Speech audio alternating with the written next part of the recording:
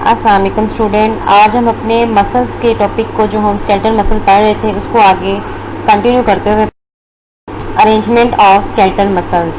Skeletal muscle हमने सारा पढ़ा कि उनका कैसा स्ट्रक्चर होता है। कल के लेक्चर में हमने देखा उनके अंदर किस तरह से कंट्रैक्शन होती है, उसके लिए एनर्जी कहाँ से आती है।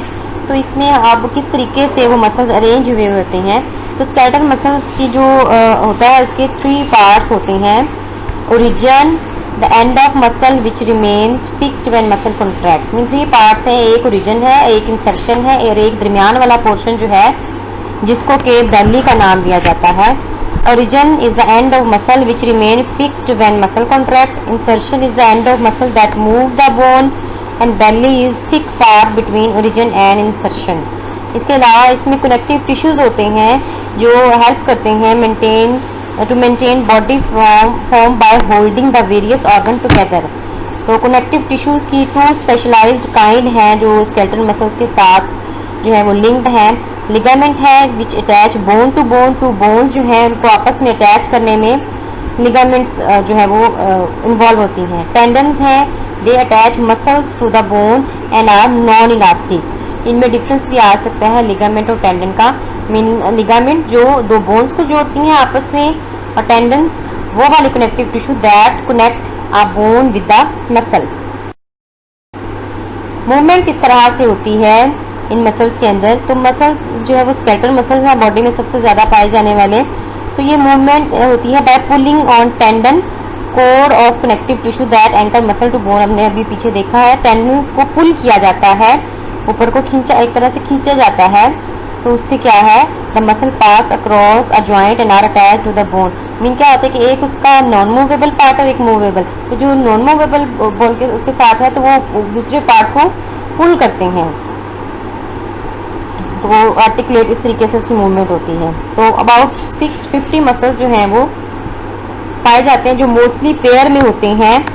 जॉइंट्स पे ये मसल्स जो हैं work against each other by contraction. Mean antagonism इनके अंदर पाई जाती है। मीन 2 मसल्स मिल के काम करते हैं जिसमें एक मसल का दूसरे मसल से ऑपोजिट काम होता है। एग्जाम्पल के तौर पे अगर देखा जाए तो हमारा एल्बो जॉइंट, इसको आप देख भी सकते हैं, आप अपने एल्बो पे कोहनी पे आप ये एक्सपेरिमेंट भी कर सकते हैं। बाइसेप और ट्राइसेप मसल्स होते हैं, जो अंदर वाली साइड पे हैं वो बाइसेप है और जो बाहर वाली कोहनी वाली साइड पे पीछे को है वो ट्राइसेप मसल्स हैं। तो the bicep muscles bend the arm at elbow joint and tricep straighten.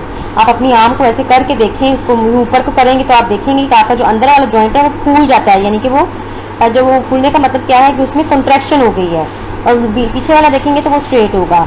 लेकिन जब आपने बाजू सीधा करना होगा तो जो पीछे वाला मसल है वो कंट्रैक्ट होगा और जो अंदर वाला मसल है वो रिलैक्स होगा।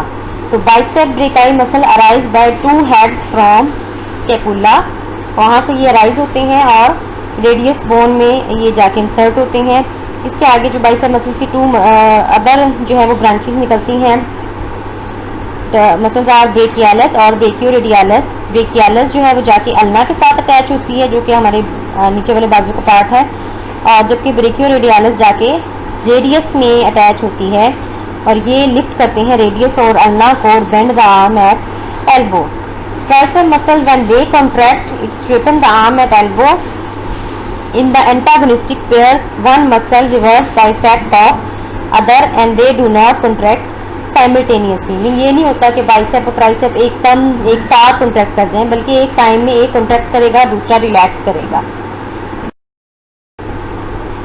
यहाँ आप डायग्राम में ये चीज़ देख सकते हो और आप अपनी बाजू पे ये एक्सपेरिमेंट भी करके देखोगे कि किस तरह से हो रहा है ये काम। यहाँ देखें कि जब हमने बेंड की है अपनी एल्बो तो बाइसेप खुला हुआ है, उसका जो बेली वाला पार्ट है वो दैट इज स्वोलन। तो जब हमने उसको रिलैक्स किया है तो ट्राइसेप का जो है वो स्वोलन है और बाइसेप जो है वो रिलैक्स फॉर्म में है। नेक्स्ट हम देखेंगे डिफरेंट इन्वर्टिब्रेट्स और प्रोटोक्टिस्टा के अंदर लोकोमोशन किस तरह से होती है। 1-2 ऑर्गेनिज्म्स हम आज देखेंगे, बाकी की इंशाल्लाह कल के लेक्चर में देखेंगे। तो आज हम 2 में देखेंगे इनमें से। तो वैरायटी ऑफ ऑर्गेनिज्म है डिफरेंट मोड ऑफ लोकोमोशन के लिहाज से। तो यूग्लिना में देखेंगे हम, यूग्लिना जो है वो फ्लेजेला की मदद से, आप बचपन से पढ़ते आ रहे हैं फ्लेजेला क्या होता है। तो फ्लैजेला एक चप्पू की जैसी उसकी होती है, जब वीपिंग होती है उसकी, यानी जैसे चप्पू चलाने का होता है उस टाइप का मूवमेंट होती है, तो यूग्लिना जो है वो आगे को मूव करता है, लेकिन it can not move backward. इसकी जो बैकवर्ड मूवमेंट है that is not possible. Mean अगर इसने उसी पॉइंट पर दोबारा आना है तो ये आगे से घूम के आएगा, ये नहीं है कि पीछे को चला जाए वैसे ही। तो फ्लैजिलम जो है वो इंटीरियर एंड पे होता है, आगे वाले पे, और ये बॉडी को आगे की तरफ ही खींचता है, और वे वो एक्टिविटी फ्लैजिलम से प्रोड्यूस होती है जो इसको आगे की तरफ मूव करवाती है। और ये उसकी जो वेव ऑफ एक्टिविटी है वो फ्लैजिलम की बीटिंग से उसकी जो है वो उसको कम ज़्यादा किया जा सकता है, यानी कि स्पीड को कंट्रोल किया जा सकता है तो यूग्लिना की जो है। और इसके अलावा इट कैन रोटेट, यानी कि वापस घूम के आ सकता है उसके लिए। और इसके अंदर जो है वो कंट्रैक्टाइल माइनिम्स होती हैं जो इसको इसकी डायरेक्शन चेंज करने में हेल्प करते हैं। जब वो कॉन्ट्रैक्ट करते हैं, first body become short and wider at the anterior and then middle and later the posterior end. तो इससे क्या होता है, बॉडी जो है वो अपनी डायरेक्शन चेंज कर लेती है। इस ओवरऑल जो यूग्लिना के अंदर मूवमेंट का पैटर्न है उसको नाम दिया जाता है यूग्लिनॉइड। पैरामेशियम है, पैरामेशियम के अंदर क्या होता है, it move with the help of सीलिया। तो इसकी मूवमेंट को सीलियारी मूवमेंट कहा जाता है। सीलिया जो है वो क्योंकि वो नंबरों में ज़्यादा होते हैं, फ्लैजिला तो कम होते हैं एज कम्पेयर टू सीलिया, तो सीलिया का नंबर जो है वो ज़्यादा होता है और ये स्मॉलर होते हैं फ्लैजिला से। तो ये सारे के सारे सीलिया जो इसकी बॉडी के इर्द गिर्द होते हैं, तो ये एकदम से नहीं जो है वो एक्ट करते, कुछ जो है वो पहले करते हैं, कुछ जो है वो बाद में करते हैं। लाइक से move progressive wave like manner at a time, the wave start at interior and progressive backward. Cilia क्या है, शॉर्ट थ्रेड लाइक एक्सटेंशन है, उसकी लेंथ मैनी माइक्रोन से लेके मैनी 100 माइक्रोन्स तक होती है और डायामीटर 0.1 to 0.5 माइक्रोन तक होता है। और सीलिया 9 पेरिफेरल डबल फिब्रिल्स होती हैं गिविंग अपीयरेंस ऑफ 8 शेप। आपने फर्स्ट ईयर में पढ़ा है, चैप्टर 4 में इसकी स्ट्रक्चर आती है। फ्लैजिल जहाँ पे माइक्रोट्यूब्यूल्स वगैरह पढ़ते हैं वहाँ पे सीलिया और फ्लैजिलम की स्ट्रक्चर के बारे में है इंफॉर्मेशन। तो फर्दर जो है वो सीलियम के अंदर पूरी उसमें रन कर रही होती है और फिर वो उसके ऊपर मेम्ब्रेन चढ़ी हुई होती है जो इसको ओवरऑल फिनिशिंग लुक देती है। क्या है, तो मैकेनिज्म जो है वो अभी तक नोन नहीं है, अलबत्ता ब्रैडफोर्ड ने ये सजेस्ट किया था कि डबल फिब्रिल के जो है ना वो 2 ग्रुप्स हैं जो एक के बाद दूसरा जो है ना वो कॉन्ट्रैक्ट करते हैं। फर्स्टली क्या होगा, 5 आउट ऑफ 9 कॉन्ट्रैक्ट करेंगे और जो है जिसकी वजह से सीलिया बेंड हो जाएंगे और शॉर्टर हो जाएंगे, इसको कहते हैं इफेक्टिव स्ट्रोक।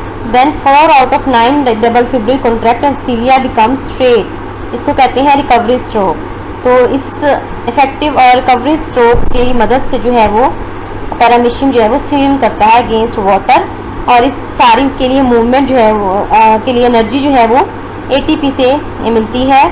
तो सीलिया के अंदर एंजाइम्स होते हैं जो एटीपी को ब्रेक करके उससे एनर्जी रिलीज करते हैं और फिर वो जो सीलिया है वो बेंडिंग होती है उनकी टू ग्रुप्स। तो action of cilia is coordinated and cilia beat together in a sequence to propel the animal in one direction.